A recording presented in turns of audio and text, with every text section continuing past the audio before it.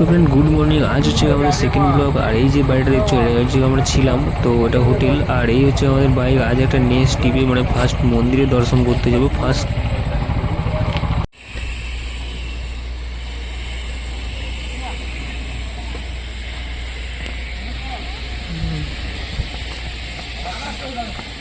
মাত্র রুম থেকে বেরিয়ে আমরা যে পরশনাথ পাহাড়ের সামনেই ছিলাম, তো সেখানে এলাম হচ্ছে গিয়ে মধুবন মন্দির। আর আমার পিছনে যে মন্দিরটা আছে দেখতে পাচ্ছ, এটা হচ্ছে গিয়ে মধুবন মন্দির। আর এই হচ্ছে গিয়ে রাস্তা, আর এই হচ্ছে গিয়ে মধুবন মন্দির। কাজ চলছে, ভেতরে কোনো ফোন এলাও নেই, মানে মন্দিরের ওই সাইডটা। আর এই হচ্ছে গিয়ে পরশনাথ পাহাড় ওই দিকটায় আছে। আর ওপাশ থেকেই কালকে ছিলাম, আর এসে এইখানে রুম ভাড়া নিয়েছিলাম। সামনে এই মধুবন মন্দির যেটা তৈরি হচ্ছে, আর এটা প্রচুর বড় মন্দির। সেই ভিতর অবধি তোমরা দেখতে পাবে এখনও অনেক কাজ চলছে। সে ভিতরে প্রচুর, মানে এখানে 8টা না কটা এরকম শুধু আছে, পাথর দিয়ে মানে চূড়া করা আছে। আর এখন সবে এইটাই ফার্স্ট, আজকে মানে সেকেন্ড ব্লগ যেটাকে বলে।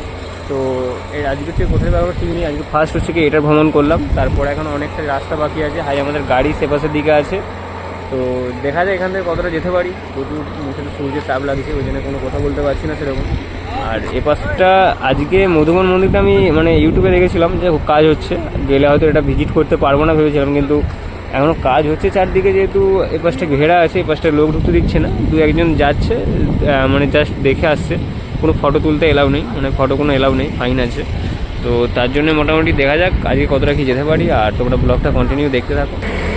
কত সুন্দর সুন্দর পাথর এগুলো দিয়ে পুরো মানে পুরো চূড়াটা বানাচ্ছে আর কি। কখনো ফাঁকা পেলে 1-2 দিনের মধ্যে এইসব জায়গা ঘুরতে আসা অনেক ভালো, অনেকটা নিরিবিলি জায়গা। আর দেখো ভিতরে মন্দিরটা দেখো,